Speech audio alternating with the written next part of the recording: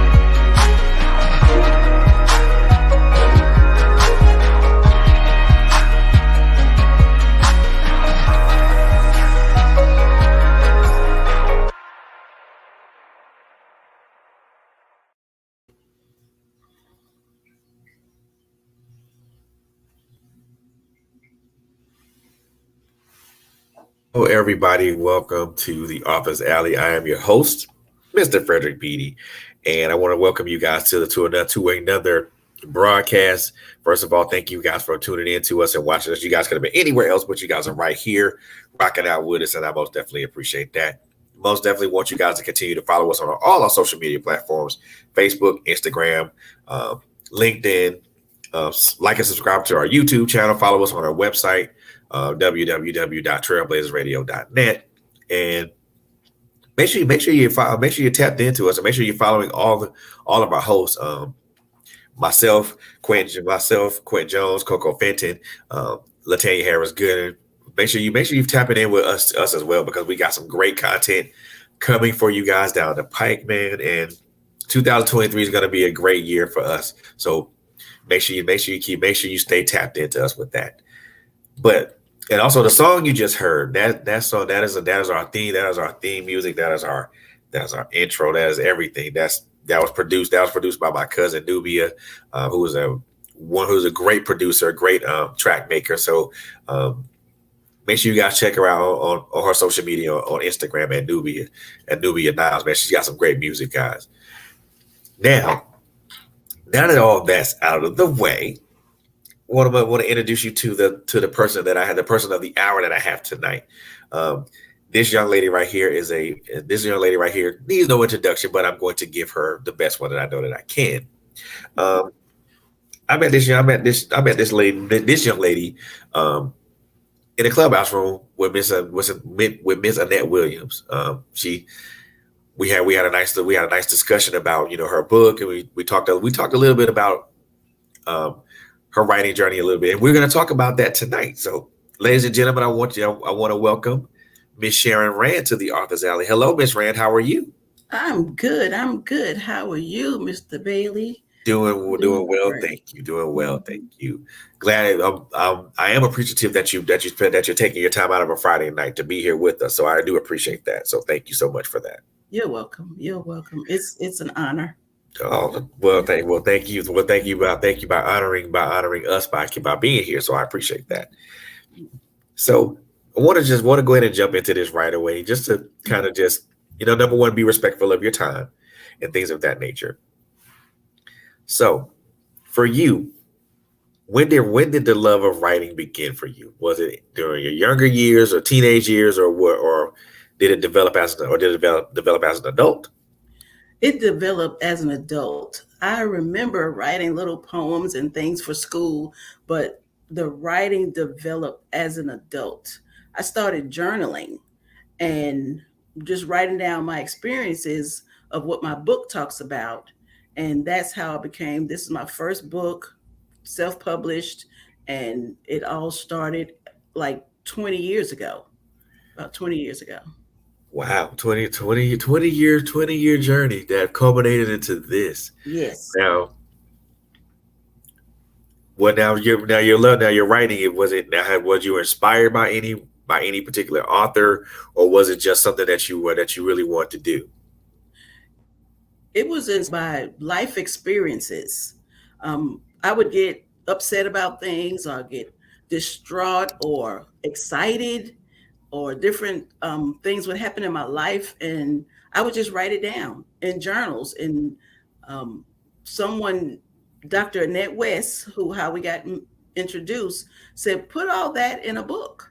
Put it in a book." So I gathered all my journals together and worked with her, and we came up with God Whispers to the Preacher's Wife. And then you also said you're self-published. So, and this is your Yes. first book as a self-published author. How does First, it feel? How does it feel to have so, it's exciting. It's yes, exciting. It's good. really exciting because this is not something that I planned or I dreamed of 6 months ago. This happened all in 6 months. A 20-year cumulative notes and journaling all came to fruition in 6 months. I was led by Dr. West, and she taught me how to get everything together, where to put it, make sure I had all my numbers together. And it just became so exciting because I saw the finish line. Finally, I'll accomplish something. And I'm the second author in my family, but it's my first.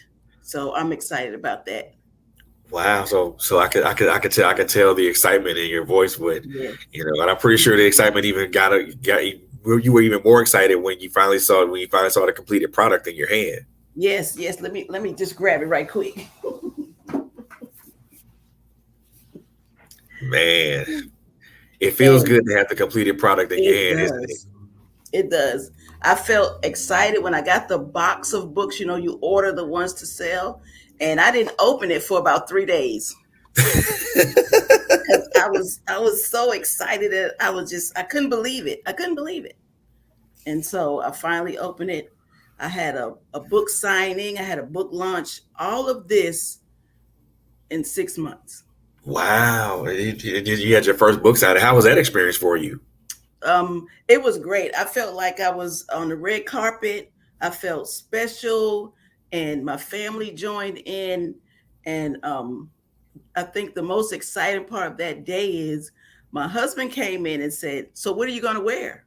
I said, "I don't know." And here he comes with this brand new dress. So I felt like I was on the red carpet, that I had an accomplishment. My sisters did all the decorations and put up my posters and laid everything out. And I just had to walk in and sit down. That's Yeah. it. And That's, sign the books. Hmm. that's it. Yeah. Have a small conversation with everybody comes Yes. to the Hmm. table. That was it. Wow. So your first book signing was a success. Now you Yes. now now you have the published book in your hand and things Hmm. of that nature. And now that you have the product in your hand, Yes. you know, Hmm. what does that motivate you to kind of to write something else, or you're gonna ride this wave out for a bit? Right. I'm a ride this for a little while because um, I have more journals that I can pull together and make a series out of God Whispers, because He whispers forgiveness, He whispers different things. And so I might do that. And I made I have cups and journals and some other swag to go with my book. So, Oh, um, you yes, ready? I copied off somebody else's paper. I saw what Hey, they were doing, and I said, I can do that. I can do that. You just have to ask for help, or you got to do your homework. You got to do some research. hey, I You got to mean, do some research. it doesn't. Hey, you could copy somebody's blueprint and make it your own. Yes. Hmm. Nothing wrong with that. Nothing wrong with that No. at all. Mm-mm. So, now we talked a little bit about, your writing journey, now that your book is out and things of that nature, and how excited and proud you are to be an author, to have things out, have your Yes. book out and have people just respond to it. And Yes. actually, how has the response been? The response has been good. I have a website that someone helped me create. Well, I started it and then I got a professional to help me. And so the book is on my website. It's www.pulpitwife.com. And you can order the books on my website. You can order it on Amazon, and it's also an ebook. So Oh, I've been wow. moving, I've been pressing. When somebody mentions something about the book, or you could do this or you could do that, I go for it. I make financial decisions that can help me, market it. But yes, I'm Wow. going to ride this one out and put together my website, and you could also buy it straight from me. So it's been good. I ordered a certain amount of books that they say that an author's first book will only sell maybe 250 copies, and that's with a publisher, not just a Right. self-publisher. So I Right. said, well, if I order half of that amount, I'll be at half as successful. There So you go. I There you ordered go. that amount, and I've already sold half of them. See, And I dropped the book. Let me see, no, December 1st, and first I've of sold December. half of my books. Yeah. Hmm. So somebody might have a couple of people may have ordered it for a Christmas present then. Yes. And yeah, and people are asking about it now because they want to give it to their first ladies, their members in their church, women who want to be preachers' wives. And so, and some people just want it because the story is being told and no one else is telling the story. They talk about the negative side of being, involved in the church Yes. or that, but my book is not about the negative side. It's about my conversations with God and him talking to me the way I talk, nothing special, no eloquent words, is that I was concerned about being a preacher's wife. I didn't want to be in the beginning, Right. but I had to walk it out. So my book talks about my journey through that. And I've Wow. been married 31 years, and my husband's been a preacher for 23 years, I think. 23. 23 of those 31, huh? Yes. Congratulations. We just made 31 a month ago. Yeah. Congratulations. Yeah. So I got a lot going on. I see. I see. I see. So now the one now I have interviewed, Christian authors here on this platform. And there's a there's a particular knock that I know that I normally hear, Mhm. not from them, but from other people, from people who are interested in wanting to read what they have. And Mhm. there's all the knock that I always hear is that, well, it may not be interesting or it may not be compelling enough. And in my experience, especially for the authors that I've interviewed and the material that I read from them, it's Mhm. always been very interesting. Mhm. Now, the one question that I want to ask you now, you said your book was nothing negative No, at all. no negativity. I didn't bash the church. I didn't bash my husband as a preacher. And the only questions I had were between me and God. Why God, when God, how God, and how he responded to me. I put it in writing. And I would talk to him like I'm talking to you. And it was every day, every weekend, every Sunday experiences that I've had. And so the exciting, I think there's some, you might get a couple of tears, you might get some excitement, you're going to get some laughter because God has a sense of humor, Of especially if course. he chose me to be a preacher's wife. It had to be something funny going on. So it's little short stories. It has scripture, and it has reflections, and it also has parts that you can journal. So if the story I wrote made you feel some type of way, you had some aha moments, there's a place to write your own story in the book. Yeah. Okay, cool, cool. So Mhm. I know I do want to circle back to what I said earlier. So, you Okay. know, why do you, in your experience, not from just being an author, but also being a reader as well, Hmm. why do you think a lot of Christian authors catch a lot of flack? I guess because there could be too churchy in the book. You might people might feel condemned because they don't have your views in it. Ah, And then you might be a writer that's not living what you wrote, and or the book will flip flop or say, okay, if I were you, I'd do this, but God said do that. You know, right.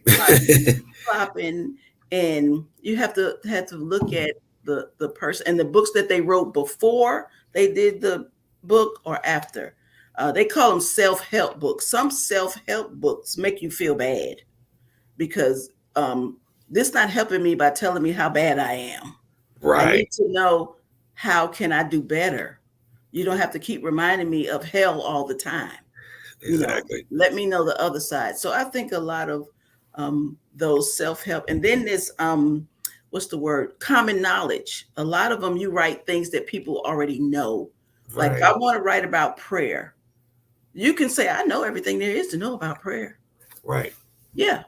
And so that is too, you have to write something that's not evergreen, um, something that will intrigue them, but not too doom and gloom. And please, I didn't buy this book to go to hell. I bought it so I can reach another level and enjoy life on earth now. Right.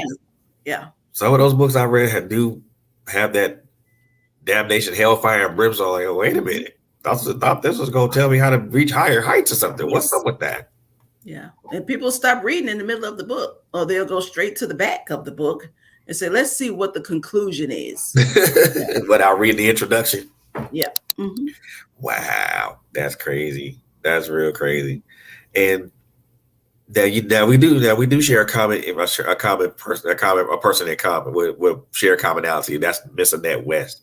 Um, Hmm. so how does she help you as far as getting things in order and helping Wow. you develop this story? Wow. I mean, I came in, she had a course called Jumpstart Your Writing. And that right there would let you know if you want to write. Do you think you should be writing? A lot of us don't think that our story is worthy of reading, but she takes you through this course. It's 4 hours, it's 2 hours, 2 Saturdays in a row, and she gives you a little test run of what you write and give you the basics. It's just like in school when they tell you to write an essay. So we write a short essay. She asks questions, and after that, she offers her program to walk you through your book and become a self-publisher. And she gives you a blueprint, and you follow it step by step, and you meet with her. I think we met twice a month, and you have an assignment. You need to do this, but you have to want it. You have to stay on it because she give you a timeline to work backwards. So I wanted my book to be published November 1st, and I started with her in April. So we worked backwards, and she told Wow. me how to do my cover, table of contents, and all the basics, the outside of the book first, because I've already written the content, and then you go to the editor, and then a couple of rounds with the editor, and then you send it to the publishing place that you want, like KDP on Amazon, or you could send to Digipod, whoever you want it to.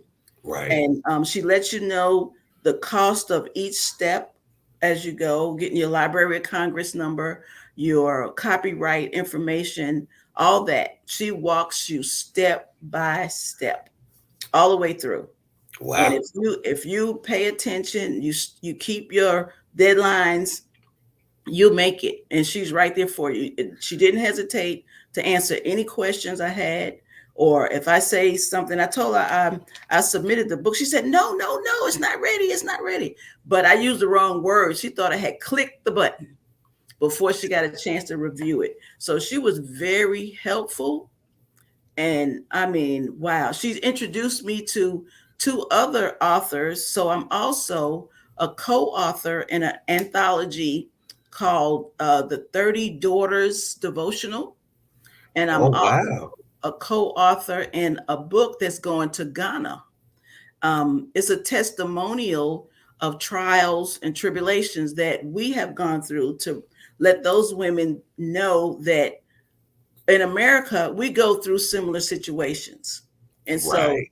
it's similar but so different across the world. So I was a co-author before I came an author, working with Dr. Annette West. She introduced me to people like she introduced me to you.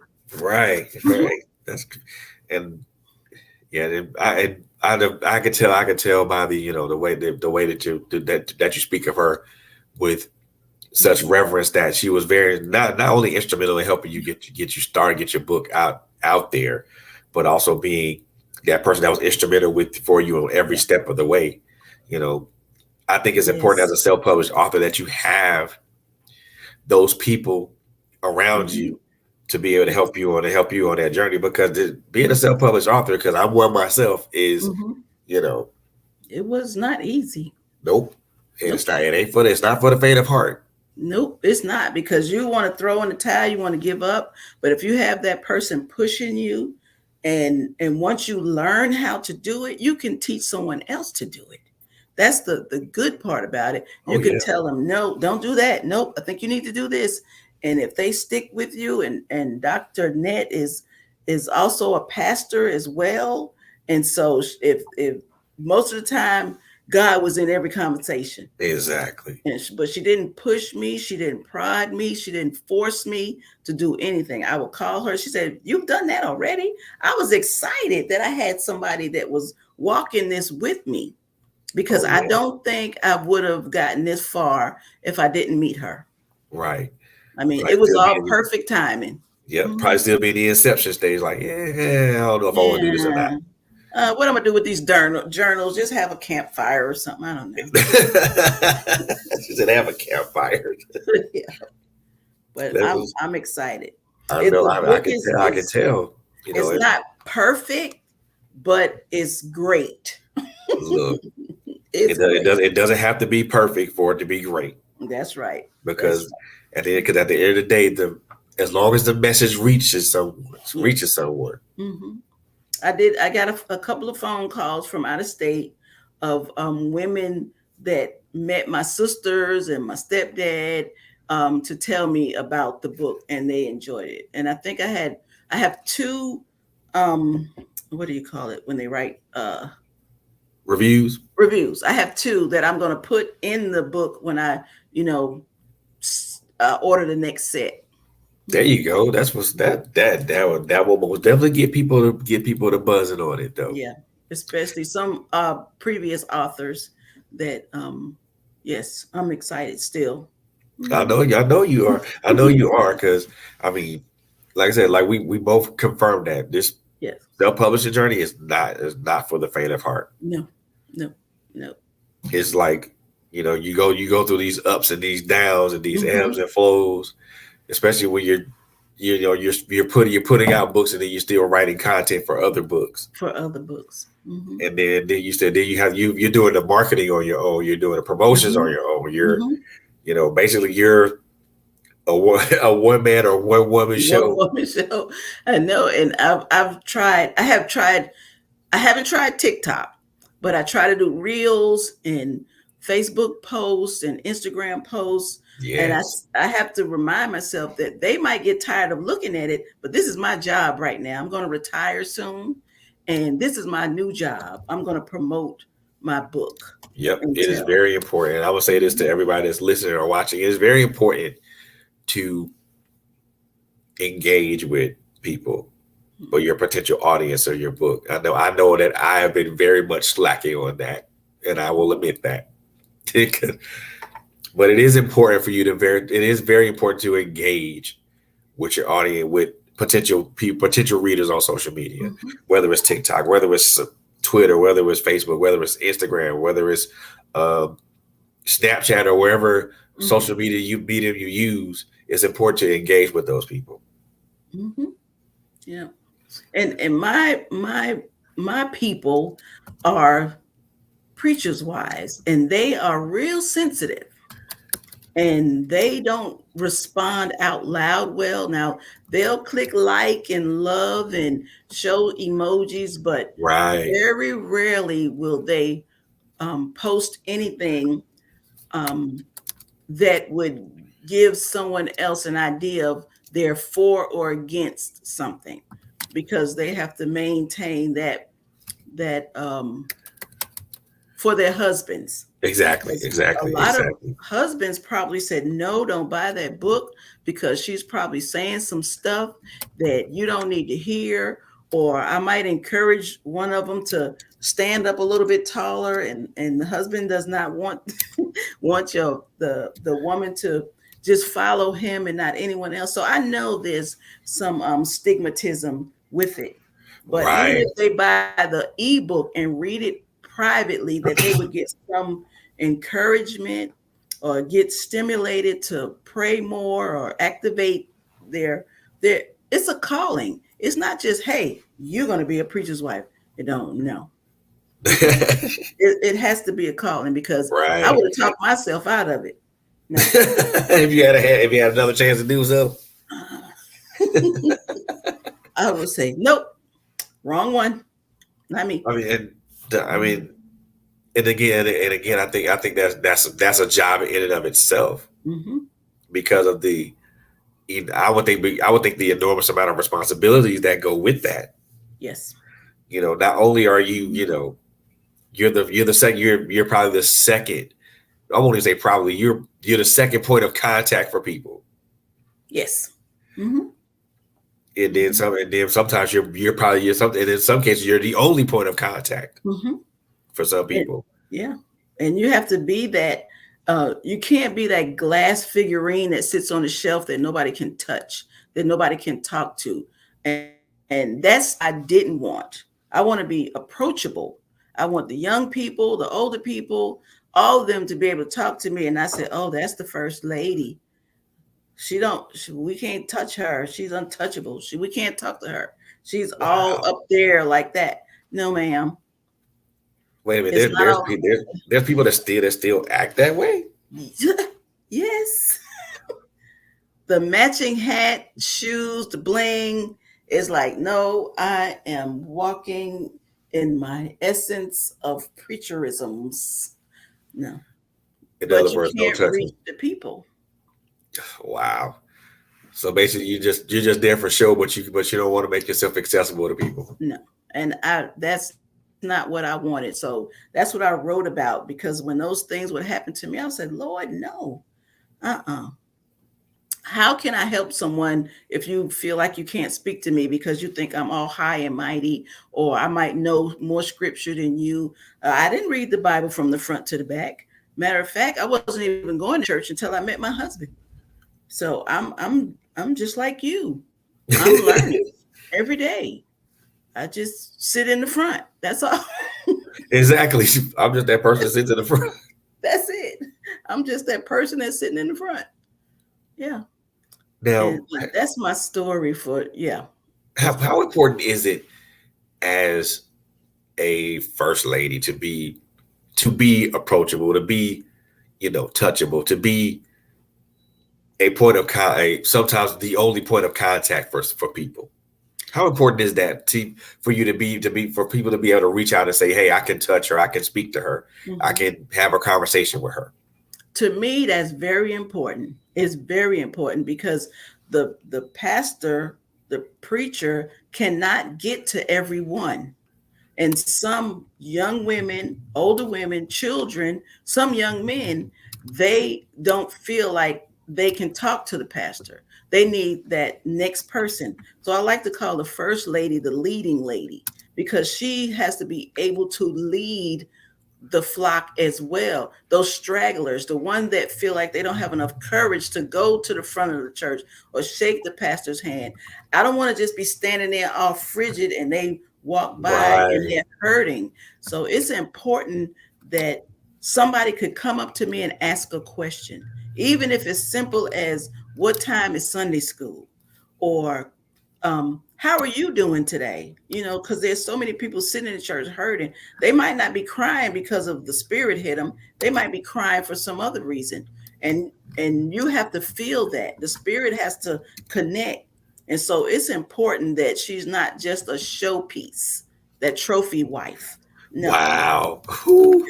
that's not. It's important that she is able to get down in the trenches, get dirty, sweep and mop, cook a hot dog, whatever it is. My nails, they're going to get done, but that doesn't mean I can't work. I can use my hands. I can listen. I can sweep. I've done it all. I can work in the children's church, or the daycare. It's important because I'm an extension of my husband. There So you go. we have That to feel it. Hmm. that's me. That's said you said a lot right there.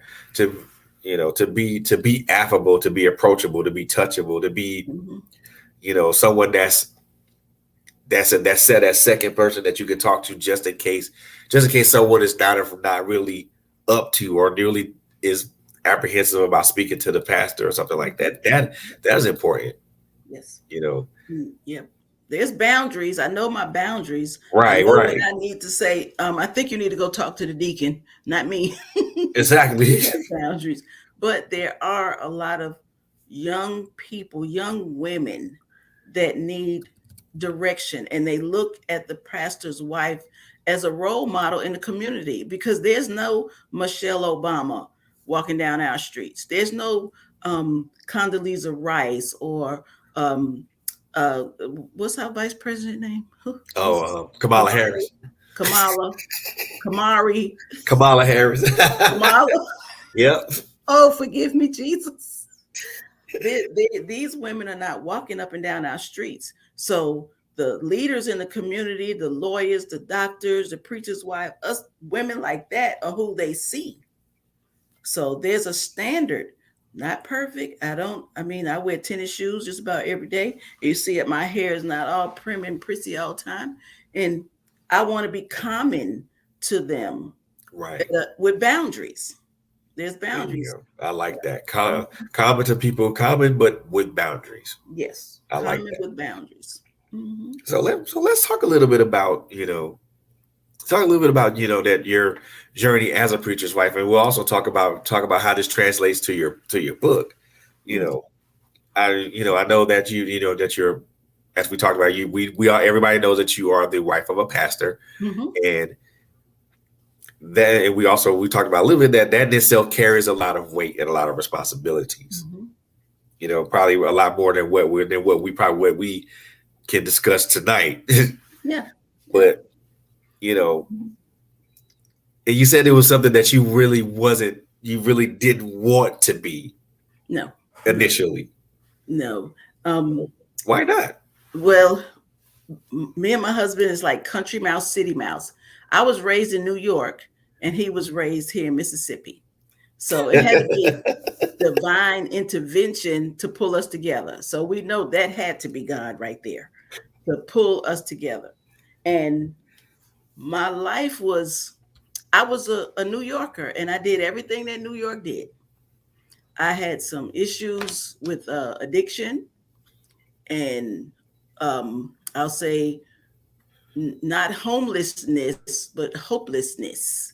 I had some things going on in my life, and so that's how I wound up in Mississippi. I had an addiction, and I went to rehab when a little while after I got to Mississippi, and that's where I met my husband at a party that they were having in the drug rehabilitation for the women and the alumni that had already gone through the program, gotten sober, and was living, the best they could.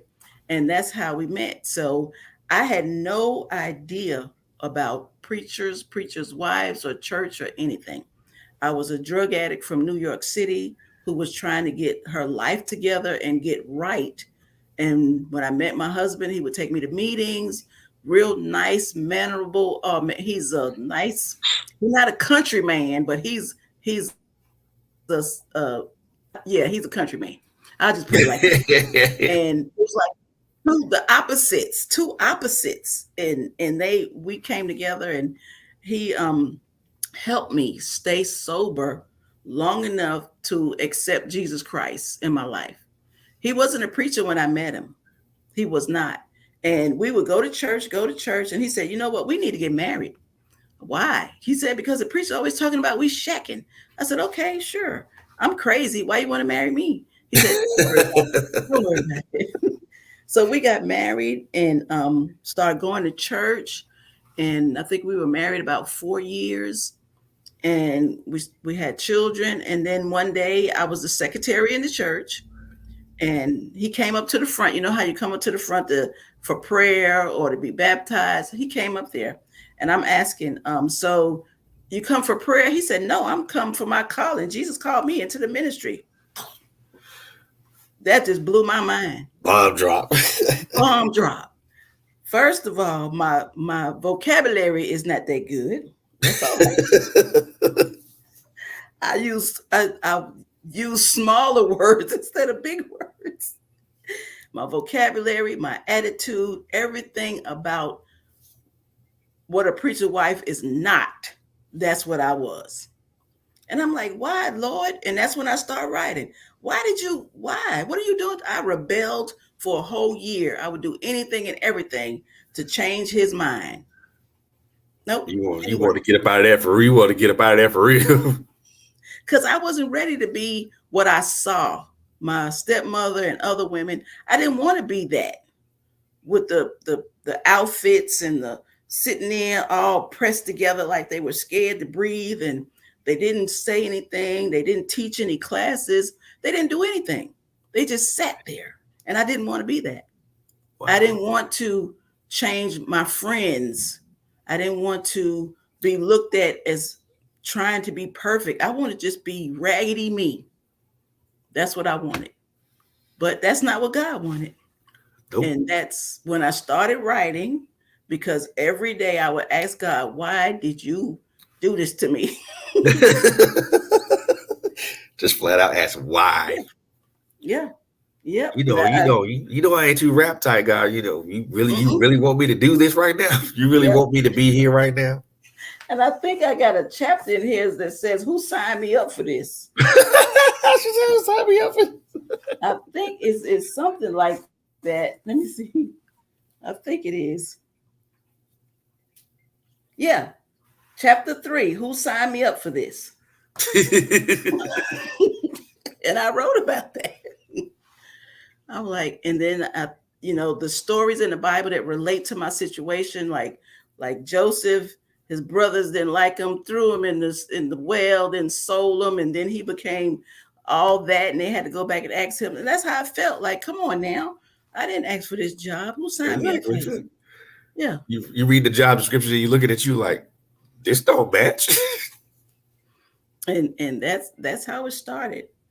But I get God's plan, his purpose, his divine intervention. That's his business, and I try to stay out of his business. Exactly. I could have been. They went out the way.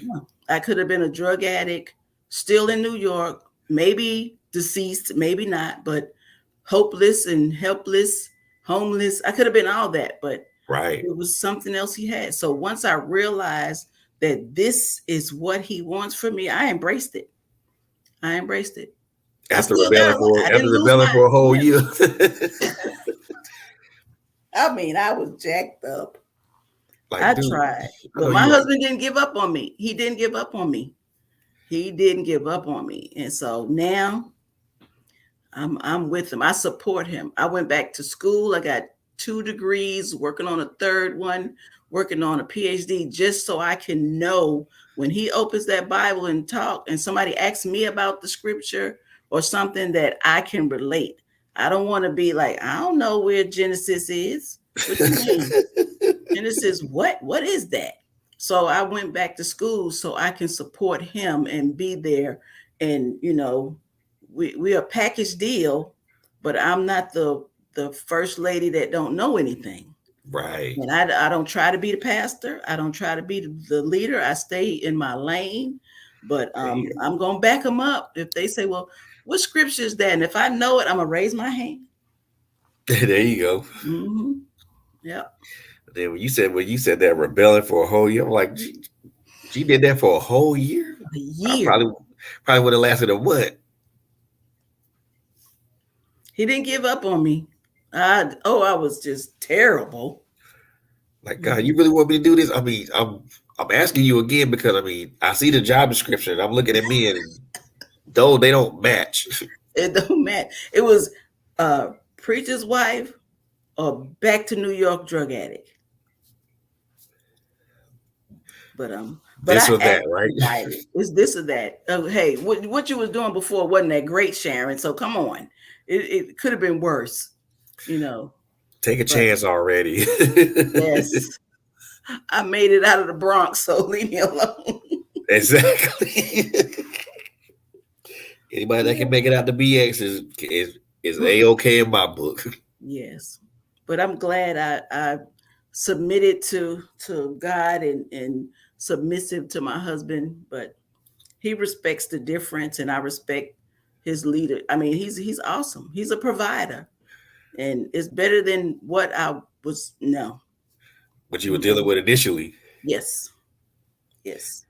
So what lessons or what life lessons does this book teach? Does this book teach or what encouragement does it give to women who are aspiring to be there, or even women who are already that and are wanting to understand what their purpose is?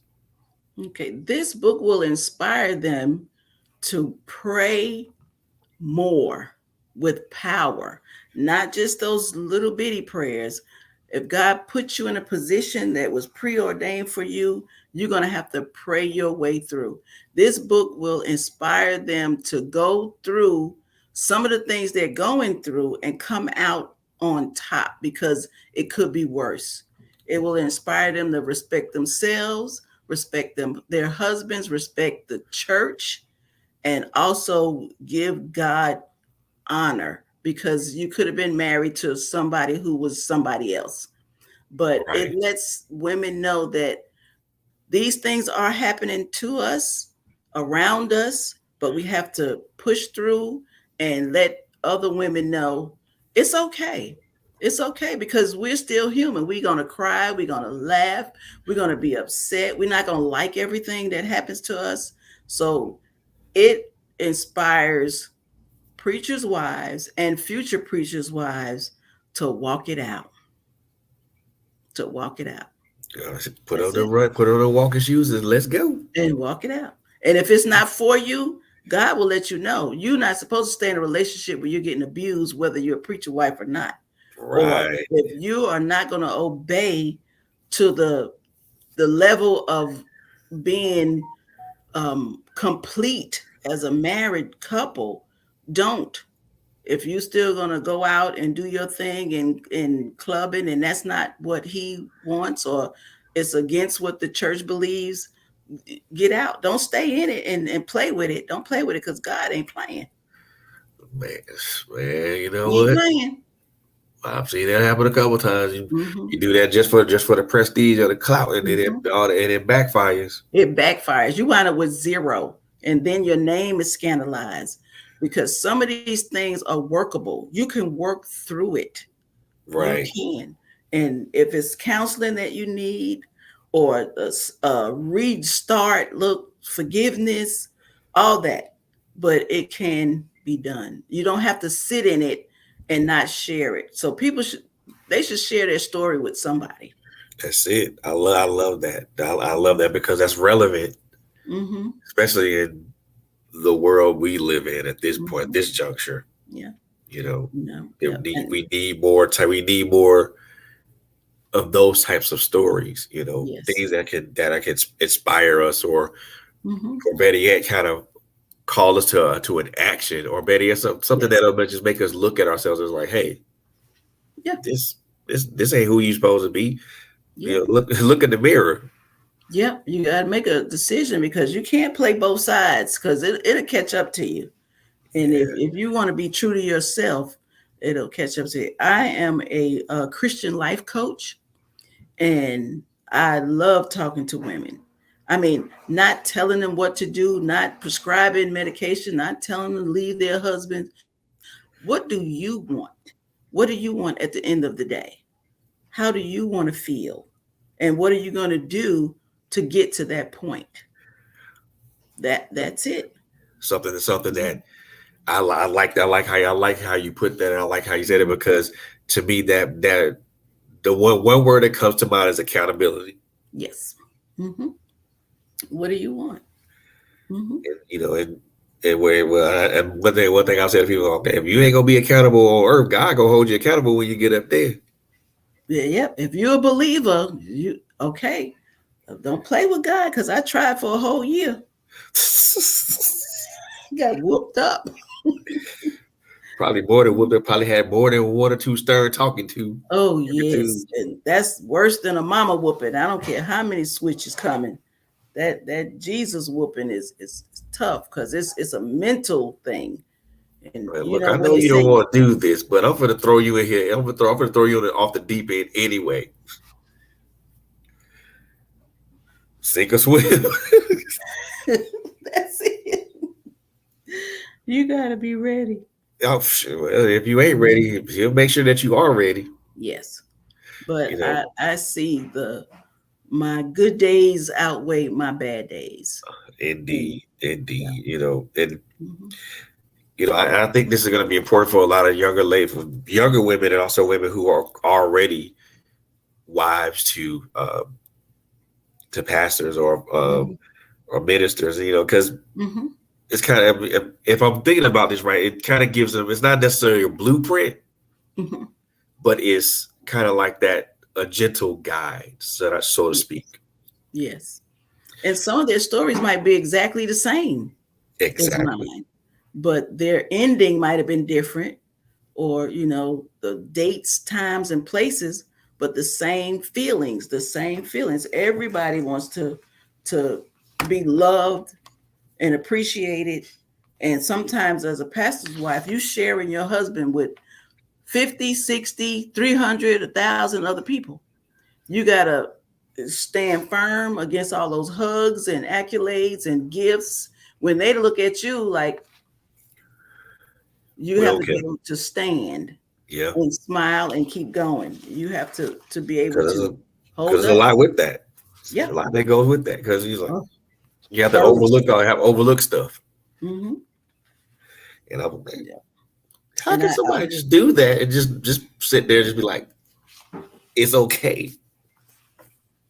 mm-mm. No, that New Yorker come out every now and then.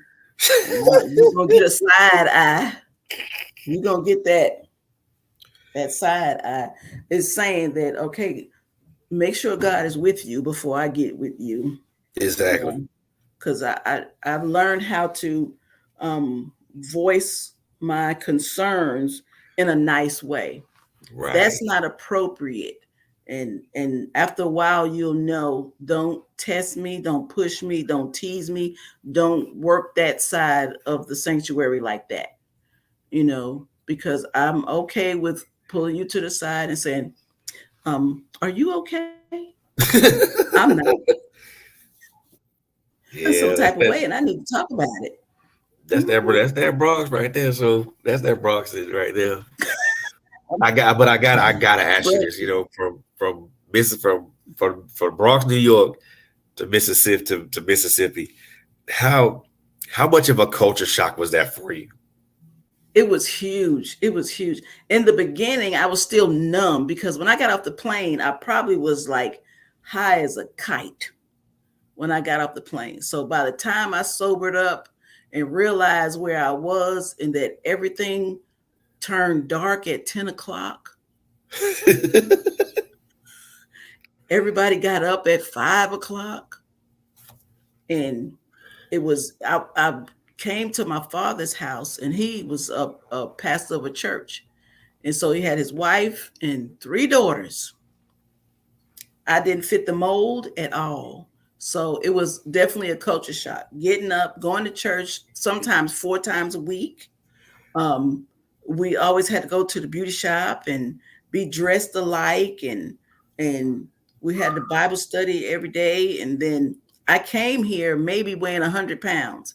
I gained 30 pounds in a month because they eat all day: breakfast, lunch, dinner, pies, cakes. What's that? Greens, beans, potatoes, tomatoes. Oh yeah, oh yeah, oh yeah. You go down Yeah, here. Oh, you go. They go. You it go was a eat. culture shock, You go but eat. it You go eat down. You go eat coming down here. but it was still, the drugs were still here. So I found them after, I think, maybe a couple of months. I found out Yes. where they were. So by the time I got over the culture shock of, all right, I'm stuck here. What am I do now? I can't get back to New York. I don't have any money, and I'm gonna stay here. And I think that didn't last long because I woke up one day and decided I needed help, and I went to rehab There on my you go. own. Yeah, but yes, it was definitely a culture shock. But that in and of itself is a story. Is a story to tell as well. Oh yeah, but I'm thinking about writing about that one and calling it from dealer to disciple. That's something That's I want to talk. Yeah, and that's a good title. yeah, and That's a really use, really good title. what is that when you use a fictitious name? Oh, pet name. Yeah, use somebody else's name. Let the story be about some other guy, but it'll be my story that will actually happen to me. But I want to write that it happened to this other guy instead Sound of that's a that. I woman. like that. Mhm. I like that. I say go Mhm. for that. Go Yep. for it. I'm thinking about that because Yeah. that was 15 years of that. Wow. And so that, yeah, It's a long time. that's a long time. But I always talk about Shadrach, Meshach, and Abednego. I don't smell like smoke. Yes. I don't smell like smoke. You I've can been sit in through that the fight, but fire. you ain't gonna smell like smoke walking out of it. That is encouraging. That is encouraging right there. Hmm. So That's it. the one What? thing I do want to ask you, like, what is one thing? So if you were in a crowd, so if you were, I want to say a crowd, if you were in a room full of women who are preachers' wives or women who are aspiring to be preachers' wives, what are five things that you would tell them? Okay. 5 things. Number one, trust God. Number two, respect your husband. Number three, don't lose your identity. Number four, be a wife first. Be a wife. Have a wife life. Be a There wife. you, I Yeah. like that wife life. Wife life. Yeah. And number five, if you have children or not, you know, raise your children because he's busy. He's busy. You're gonna have to be that woman to raise them children while he's out there going everywhere, everywhere. He's still part of the family. He's still disciplined. He still supports and provides, but you will have more time with them children than he will for a long time. Wow, I like that. Have a Mhm. wife life. Have a wife life. You still gonna cook, clean, and most preachers' wives have a job now. Yep. They work full time. Yeah. You I know, mean, off the top of my head, I wasn't expecting that question, but I think I'm gonna have to write that down. So if somebody asks me that again, oh yeah, most definitely, most definitely. yes, yes. The one thing that we talked, you mentioned one of the more important was, um, well, all five of them were important, Hmm. but I think one of the ones that's the most important really is making sure that you still have your identity. Yes. Don't lose your identity. How difficult is that to lose your identity in all the hoopla of being a pastor's wife? You lose your identity when you try to compare yourself to that other pastor's wife. That other pastor's wife, either the one that's doing good or the one that's doing bad. Don't lose your identity. Be your own pastor's wife. You have your own talents, your own skills, your own attitude, and all about your own look. Don't try to look like them, be like them. Don't run your household like theirs. Well, this is what I do. No, your house is not run like my house, and I'm not going to have somebody else telling me how to run my house. Don't lose your identity. You're smart, you're beautiful, you have a lot going for you. Don't let the other women try to teach you how to be like them, because there is some cliques. There's some preacher wives cliques, and you'll have to fit in them. And if you don't fit in them, you'll be cast aside when they have their little programs, when they have their little gatherings. If you don't act, dress, talk, or move like they move, you're not in a clique. Don't lose your identity. Be able to stand with the best, the worst, the small churches, the big churches. Don't lose your identity. Be still you, because when the lights go off and it's just you and him, you still have to be you. Exactly, Yep. man. So, it's fine. Mhm. So basically, just be who you be. Be Not who don't you worry be. about all that other stuff. Mm-mm. Nope. I mean, stay beautiful, stay clean, stay whatever it is that he married you for, stay that first. Wife life, stay that. God gonna fill in the blanks. Yeah, God will fill in the blanks. but those that clicky stuff though. Oh, yeah, that's like I don't know. Yeah, Uh, that I've type of been. stuff is like so. I don't Mhm. know. I won't say cliche to me, but it's like why though? Yeah, All that clicky stuff. I mean, and if yeah. even if you're not accepting it, I mean that the way I look at it, if you're not accepting that clique, that doesn't diminish who you are. No, that's why it's good not to lose your. Be able to be there and still have your identity. You don't have to dress like, you don't have to shop where they shop. You don't have to run your house like they do, and they'll put you down if you don't have a if you're not educated, or you haven't spoke, or you can't sing. Oh my God, if you can't play the piano or you can't do some churchy stuff, you're not in that clique. You're in the other clique. If you don't speak in tongues, or you don't, run or lay out, you're not in that clique. No, no. That's Create your own clique. You that's yourself is weird. not. That's weird to me. That's It's so weird to it's me. so real. That's another thing in my book. Be yourself, but not really. That is what chapter is that? I don't know. Be yourself, but not really. That's chapter 8. Wow. Just be yourself. Just be yourself. But don't wear those stockings, and those heels are too high, or that lipstick is too red. But be yourself. Wow. That's No. I find that weird that a lot of those things, a lot of that stuff has criteria that wasn't even made, that wasn't even It's that not biblical. It's not yeah, that scripture. that God would never approve of. No. And don't take one scripture and make it fit that silliness, because it's not real. No. Mm-mm. No. Like so I guess so you gotta play the piano, you gotta lay hands, you gotta speak. Uh, where in the Bible does all that criteria even I don't know. I ain't see it either. You say lay hands in the Bronx, we fighting. See, Yeah. That's what that means. see, See, it's not scripture. It's no basis to it. different And translations. yeah. And you can't judge me or tell me I'm less Christ-like if I don't worship the same way you do. And so that was different for me too. Oh. But why? But it's funny how you. It's funny how you're how if sometimes if you operate outside of the box, Hmm. Yeah. You in you that. know where I was going with that, right? Yeah. Yeah. Yeah. So I don't have any corners. I'm in a circle. I never fit in the box. I didn't fit in the box when I got here. So I had to create a circle, a triangle, something. The round peg and the round peg in the square hole. Mhm. But I established my um, position among them, and that's it.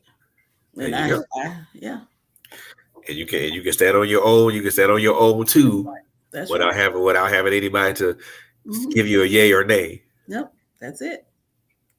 Hmm. Real important, guys. Real important. Be able to stand on this. This not only goes to someone being a preacher's wife or anything. This goes to just life in general. Be able to stand on Yes. your own too, Yep. Be without able be to without stand. searching Mm-hmm. for approval from people, or better yet, Mm-hmm. you know, looking to see if someone's gonna be like gonna pick you on a team, because most time you're not gonna Mm-hmm. most time you're not gonna get picked. No, and that with the writing also, I hesitated in the beginning, even with Dr. West in the beginning, that who's going to read it? Who even cares what the preacher's wife says? So I struggled with that in the beginning with the writing, and like, why why would they want to read it? And until I just heard, who cares? Somebody will read it. Just write it anyway. Exactly. Some Just write some it. somebody's gonna catch the message and Somebody. they're gonna run with Hmm. it. Yep. That's it. I mean, why? Hmm. If it's on your heart like that, man, why not just put it out there? That's right. And get some support, get some help. I Yeah, know I couldn't have done it by myself, so get man. some help, get some support. Even if you're self-published, you can still do it with help. As long as somebody that's helping you don't want to take over, change your voice, they want their name up in lights and all that. That's not self-publishing. That's stealing. Publishing. That's Hmm. basically just now that person's an actual publishing entity. Yeah, and you owe them some money. Exactly. Like my son did the cover for me, and he charged me $30. I said, after all the pampers I had to put put you Put you through in, brother. You gonna charge me $30 for some artwork? for for some clip art. Exactly. I mean, $30. I mean, Yeah, and I'm pretty sure he probably gave some explanation. Well, this is graphic design. It's yeah, complicated. yeah. But Dude, that's point and click. Stop. I asked him to draw the cover for the book about the drugs, Okay. because he can draw. He has a picture of his friend looking in the mirror. His friend is 17. Reflection is an 80-year-old man. And it Ooh. says, "You've seen too much." And I want him to do that cover for me. And Wow. I said, "How much you charge me?" He said, I forgot what he said. And I said 30%. And then he said, no, 2%. So I'm gonna keep that. I'm gonna screenshot that 2%. He said. So when he give you a price that ain't what it is, Mm-hmm. you said 2%, brother. Here it 2%. is, right here on this phone. Yeah. But Man, that's the cover I would use for that. I've been thinking about it, but I just hadn't gathered the information. Got bits and pieces here and there of the story of the addiction. Mm-hmm. I say write it, man. That's gonna be a very interesting read. But I Mm-hmm. also believe that this book that you have currently now is Mm-hmm. not only an interesting read, but also an informative one as well. I Mm-hmm. think any woman that's either that's currently a preacher's wife or is aspiring to do that with Mm-hmm. the person that they're involved with now, Yeah. they could take some lessons from that. Yeah. Take some knowledge from that. Yeah. You know, Because it's you've all been of in the it is trenches with it. real. You've been in the trenches for years now. Mm-hmm. And it's real. It's nothing made up in there. Those were actual conversations that I had with God about the situation. But I always ended up with the winning side There you of go. it. It always, the end of it never was doom and gloom, like, oh Lord, I don't want to be nope. I ended each chapter with on a high note, with still questions. I Right, did have questions to get to the next level. right. Mhm. But then when you probably ask your question, do I really have this in me? Yes, God, please. I just learned how to be a mother. Now you want me to be a wife, a preacher wife? I Hold just learned on. how to get these boys to school on time. Exactly. Hold on. That's an overload. I know I would cry. I would cry. And I'd sit there, I'd stay up, and then I was like, you know what? I'm tired of fighting this. I'm tired. Just Got to give that up. point. Got to that point, huh? Yep. I'm tired. I don't want to fight White this. flag. Yeah. White flag, the Bible and the flag on Jesus. Jesus. I give up. Yep. You got it. Yep. if we gonna do this, let's do this, okay? Yes. And just show me the way. Teach me how to do it right. Teach me how to do it with grace. In class, Yes, in in class. honor, Yes. Let me, and, yeah. and fealty. And still keep me, because they probably say, what is that? And did Sister Rand come up here with some dreads? Yes, What? she did. That's not preacher's wife material. What? Why it ain't? Yeah. But why? But But why it ain't? it lets younger women come in and let them know it ain't about the hair. It ain't Exactly. about, it's not about that hat. You know, if you want to wear Prada, you could afford it, wear it.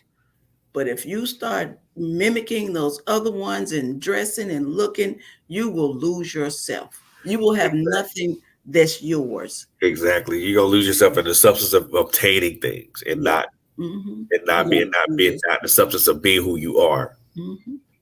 Yeah. And I think being who you are has more substance than the things that you acquire. Mm-hmm. It's all decent and in order, as long as There I'm you not, go. Yeah, crazy, crazy with it. I love those two words, decent Mhm. and in order. Yep, it's decent and it's in order. It's not spiked and red coming down the middle of my Yeah, head. yeah. Yeah. Someone did have a question. Oh, So someone's okay. what role has extended family played in your life, and do have they gotten a shout out in your book? I'm trying to think. Yes, my stepmother has a shout out. My husband has a shout out. A couple of preachers. I say the word preacher. I didn't give them their name, but Right. if they read it, they would know with them. Um, let me see. And my sisters. One of the ladies at church said, "I know you wrote about me." I said, "No, I didn't. You got on my nerves, but not enough for me to put you in this book." Oh my God. Mhm. No, She she didn't. You did swears. not go. She said when she get her copy, she gonna highlight everything that she thinks pertains to her. Ooh, Let me see. there's probably gonna be a lot of stuff she gonna highlight. Yeah, I think my husband, my father, my sisters, my stepmother. Yes, and then yeah, because some of the situations involve them and them talking to me. Right, And so I have a right. sister. One sister became uh, ordained minister after I became a preacher's wife. What? She was in the military, drill sergeant, came out, and now she's an ordained minister in North Carolina. Yeah. That's what's up, man. That's what's Hmm. up. You know, Yep. And yeah. so many So, positive things that come from stuff like that. I mean, mhm, like I said, just from talking to you tonight, man, it's just mhm, enlightened me about a lot of things. Because I know there are some. Uh, I do have a couple of friends that are the wives of pastors and things of that mhm, nature, um, and I think this is something that they can benefit from. mhm, You know, yeah, that they can really, really benefit from it. I'm most definitely going mhm, to recommend your book to them and say, hey, yeah. look, I interviewed this wonderful lady on my show, man. She has this book. I want you to check it out, man. It might be beneficial. It probably could be very beneficial to you. And they could write their own story because there's space in there to write where they can put what happened to them in similar situations, and they could start their own book about their journey.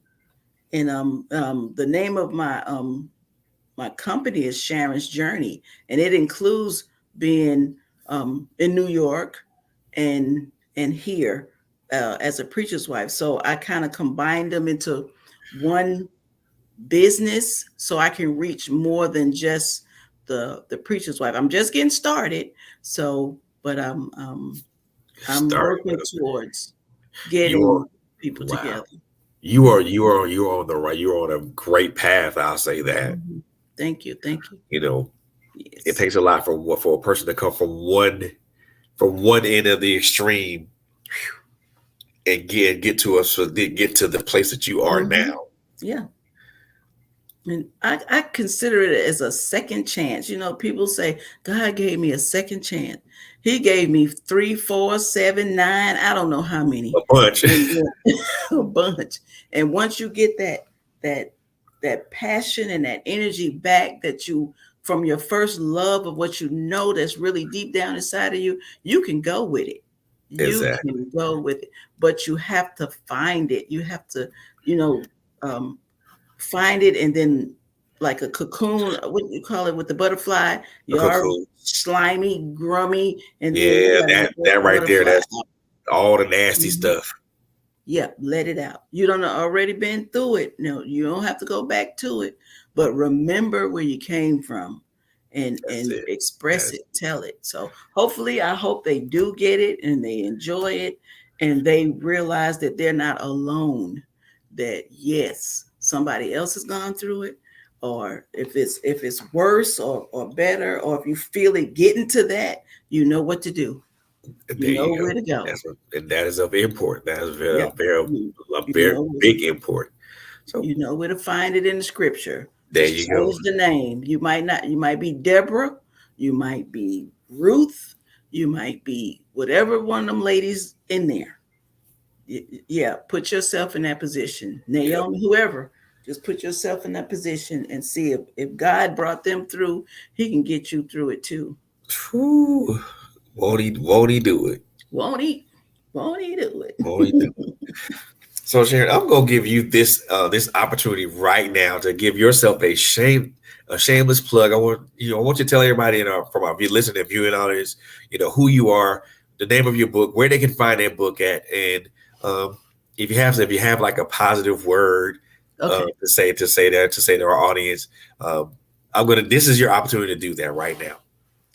Hi, my name is Sharon Rand. I'm the pulpit wife.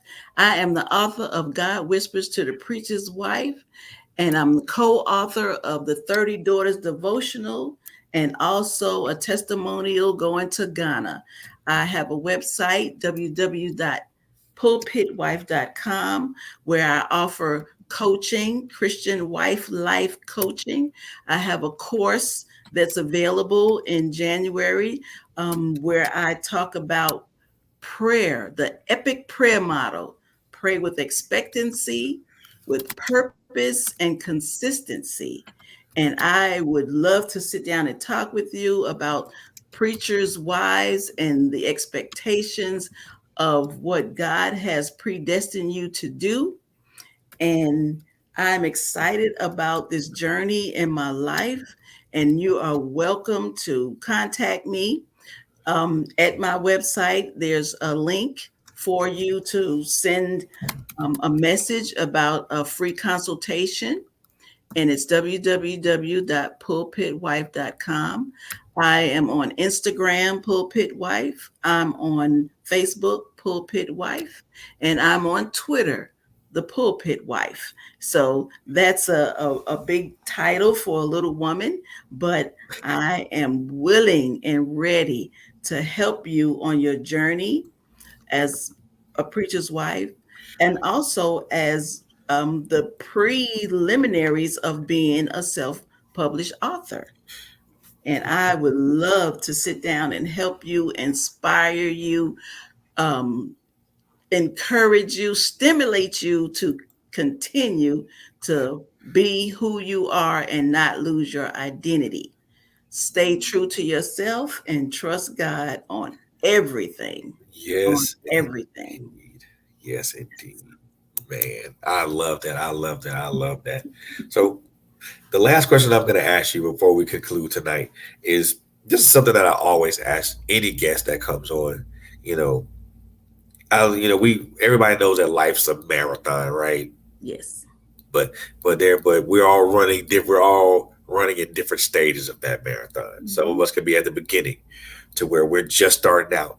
Some of us could be at the mid part of that marathon, to where Mhm. we're already at a good pace, and we're moving and we're moving. Some of us are towards the end of that marathon, to where the finish we're still at the same pace that we're going, but the finish line is in sight, and we're still going at that good pace toward that finish line. So if you thinking about your life from where you were to where you take from where you were in the Bronx, New York, Mhm. and then your journeys from there to Mississippi, now matriculating to just someone who's as a recovering addict, but now a preacher's wife.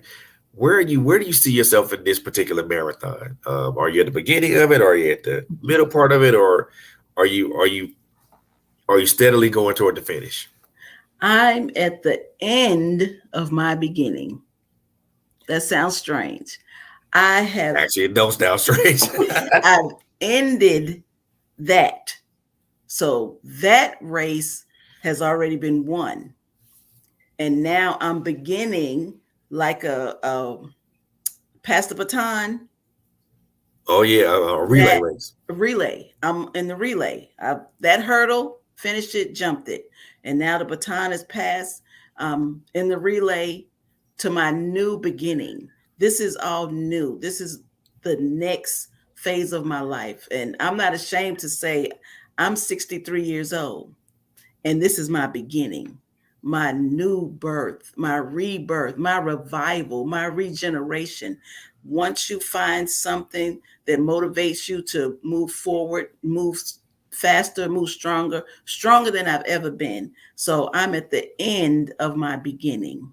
I love that That's because where I love that because a lot of people will say either middle, end, or beginning, but you're at the end of your beginning, and I like that because it it's, does simplify. It does symbolize a mhm. relay race. As Yes, a relay. one stage ends, another stage begins. Mm-hmm.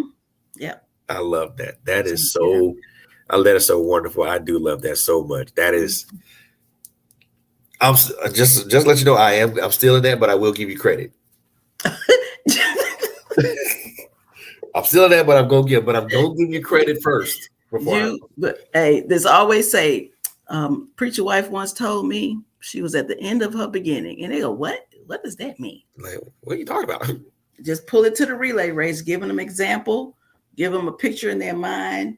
And if they ever tried to do a relay race and give them the motions and I'm passing it. And hey, long as you know who you getting it from and where you're taking it. Exactly. Yeah. The next So stage where you getting it, taking it the to. next stage. Yep. Leave that Um, behind. It's gone. It's done. I love that. Mhm. I am still in that though, but I am going to give you credit Really? for it though. Did you write it down? You got to write it down. Oh, it's old people. Matter of fact, it was. I'm I'm going to write it down. I was like, let me make sure I write it down the correct way too. Yeah. Because if I post it out there on Facebook and then you look at it like that ain't what I said.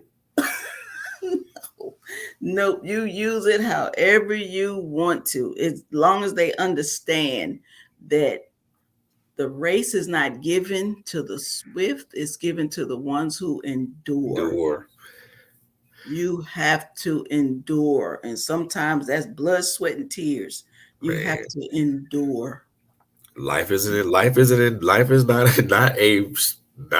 a sprint. It is a Uh-uh. marathon, and That's marathons right. require endurance. Mm-hmm. Yeah, straight, stay girded up, keep your word, try to stay as healthy as you can because you can't do anything if you're always sick or go to the Yeah, doctor when you have to. But stay healthy and stay girded with there the you go. word.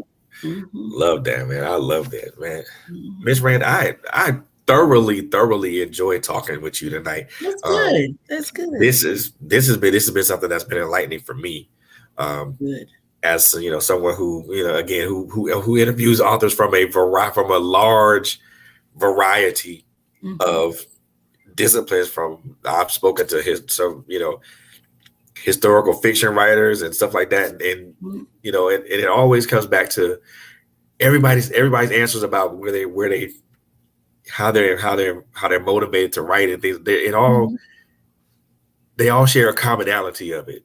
Hmm. It's not just the love of the writing; it's the love of wanting to reach people and help people. Yes. Hmm. And it always to me, and I see that every time when I talk to this, it's always that one commonality that connects Hmm. all of us as authors. Yes. We want to reach We want to help. people. Yeah, if we get rich in the process, that's fine. But Oh yeah, our ultimate goal was to share so someone could, glean from it, grow from it. Yeah. Heal from it.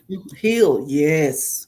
Heal from it. Man, look, I love this. I love this so much, man. I am so My, grateful. I am so grateful to have grateful for you to come on tonight and just bless us with your presence and with your, with your words and your inspiring story of how you came from one end of the spectrum to get to this other end of the spectrum, and that now that part of that race is over, that baton's been passed, and now you're in the Mhm. beginning of your new stage. New stage.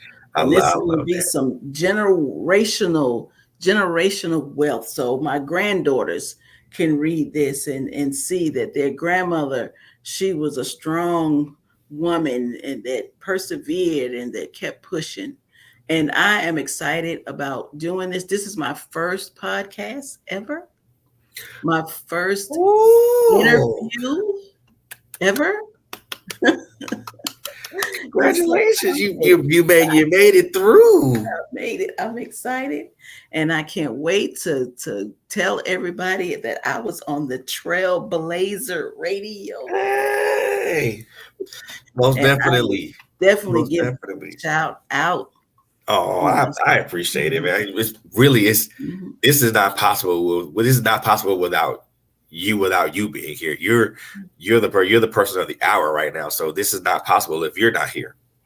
Oh, I'm excited. I'm excited, and I Oh, appreciate it because I got an opportunity to talk about it, to share it, my story, my book, some of the things going on with me now, and yep. So this has been all right. I'm just gonna say this was the bomb for me. oh man, thank you. I appreciate it. Yeah. Now we got to see if I can get Miss Annette to come on here. Yes. She's powerful. She's awesome. She's awesome. I might have to might have to browbeat her. Might have to browbeat her. Yeah, she's so busy. She's so busy. This month, January, she's gonna be so busy, so busy. Right, right. Mhm. I got it. But we'll figure that one out. Yeah, I'll reach out to her. But she'll come with it. Yeah. exactly. But ladies and gentlemen, boys and girls, people in our viewing audience, man, I want to reintroduce to y'all Mrs. Sharon Rand, an author, a preacher's wife, but she's also an author, y'all. So please do me a big favor, man. Go to her website, and I've already put it out there. Put it in the comments. It's www.pulpitwife.com. If you want information on Miss Rand, or you just want to contact her um, for a free session and things of that nature, because she will help you and she'll put you right on the path. But also, please don't forget she's also an author, guys. So please go pick up that book. It is available right now. Please go get it. I guarantee it's gonna be something that's gonna bless your life. Um, if Yes. you are a young lady or a woman um, who's married to a pastor or is aspiring to do that, go pick up this book. There are so many insights and there's so many insights in this book that will help you as far as navigating that. I call it a quote unquote minefield, but Mhm. someone else could call it differently. But it'll help you navigate that and be able to still have your identity Yes. while navigating it. So Yes. go get that book, man. And I say this all the time as I have authors on here. Look, not only does purchasing a book help us as an author, but also leaving a review is the most important thing Yes. to us You are as review. authors. People who write, who are creatives, who use words to get out to who use written words to get our messages out to people. Reviews help us in so many ways. Yes. One of the more important ways is to it helps us to become better writers. Yes. Reviews, bad or good, help us to become better Yes. writers. Yes. Yes. Bad or good. So we That's welcome that. We welcome negative reviews. We may look at it a little funny, but we welcome those negative reviews right. because constructive criticism is always great. We'll put it in the fine print. Exactly, exactly. I do that sometimes anyway. So, but reviews do help us though. They help us a lot. If just because you buy a book, that's cool, Yeah. but The Please, if you review. buy it and you read it, please leave a review, because I said those help us a lot as creatives. Because those reviews, we read, whether you guys believe it or not, we actually do read those reviews, Mm-hmm. and we use those reviews to hone and perfect our craft. Yes. I can't tell you how many times I've read a negative review and like, okay, Yeah. I'm gonna file that away, but I'm Mm-hmm. gonna use it to perfect my craft now. Yes. So go check her. She's on Facebook. Check her out on Facebook, Instagram, Twitter. Man, look, she's all over social media. So go check her out. On all social media platforms. Also, like I said, go to our website. Go check out that website. If you guys, again, check out the website, and just pay a visit to the website, and just say, Yes. Leave just a comment. Mm-hmm. exactly, leave a comment, say, hey, just passing through, loved your website, things of that nature, stuff like that. Those things are very, very, very, very welcome for, like I said, Mm-hmm. for us as creatives, because this is we do this not only for the love of it.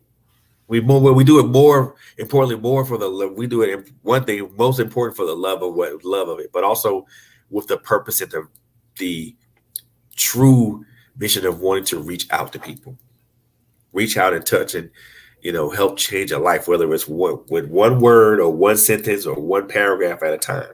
Yes.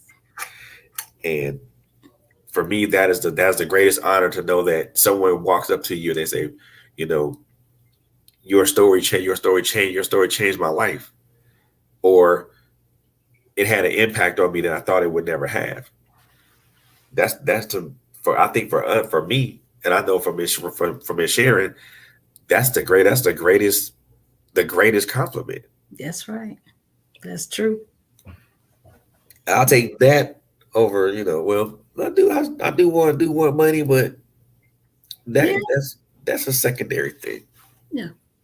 It's not about the money. I want to be able to touch people, Yeah. reach, teach, and touch. Yeah. That's a blessing right there to reach. That's a legacy that you're leaving. The money is going to be spent. The money is going to be thrown away. The money is going to go down. It's going to go to the light bill, whatever. But something you say or something they read will stick to them longer than those dollars will, That's it. because they could be, in a situation where that word would save their life. I Yep. remember what Frederick said. I'm Mm. out. Mm-hmm. There you go. That's it. That's it. So, ladies and gentlemen, that's going to conclude this episode of the Author's Alley with my guest, Miss Sharon Rand. Again, I want to thank her. I want to thank her again for coming onto the show tonight, just blessing us with her energy and her enthusiasm, as well as putting some great points out there about the importance of having identity as a preacher's wife, but also just being able to just you can bask in that, but you can also still remain who you are. Yes. It's all about the wife life. That's it. That's it. And like I said again, go to her website. It's www.pulpitwife.com. If you want to contact her, or if you just want to just check out the website to get some information. Also, her book is available now, so go get Yes, that. now. It's on Amazon. If you On Amazon, don't delay. Go get it right now. Don't delay. Don't delay.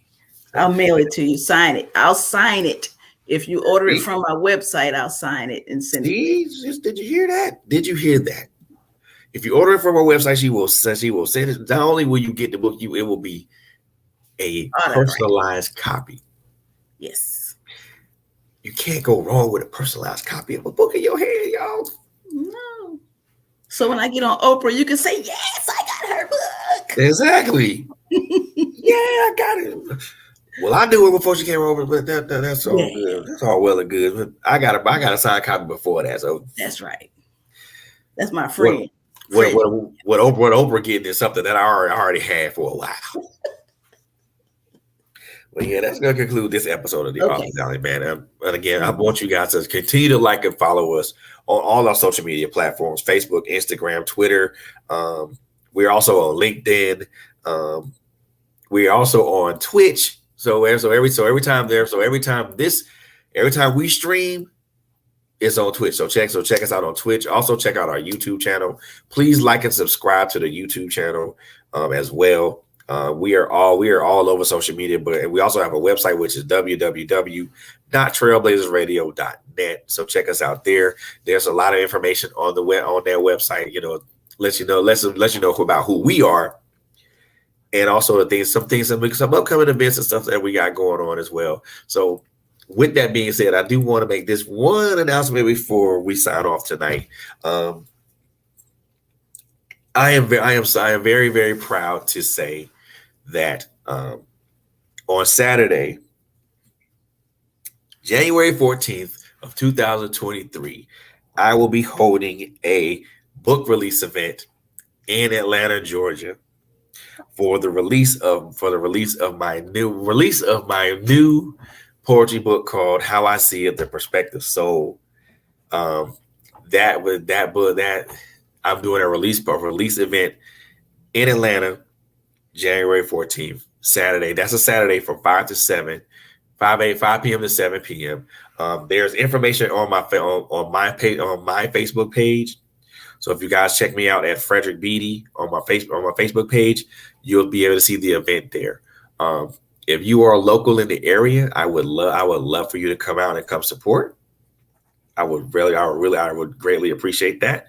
And even if you're not local in the area, I mean, if you want a copy of the book, just you can contact me on Facebook, or contact me on Facebook via direct message, and let's talk about getting you a copy. Okay.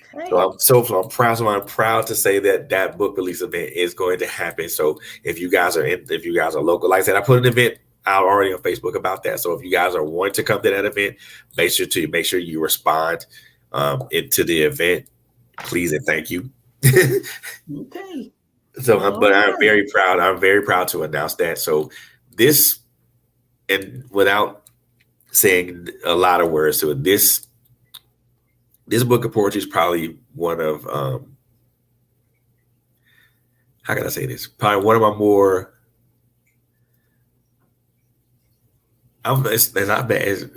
What's the word I'm trying to find though? This poetry book is a lot rougher than the first one. Oh, okay. And what I mean by rougher, the cadence the cadence of my poetry is a lot rougher. Some of the things I talk about have an edge to them. So, it's poetry, it's still poetry, guys, but this is like more about how I see things, certain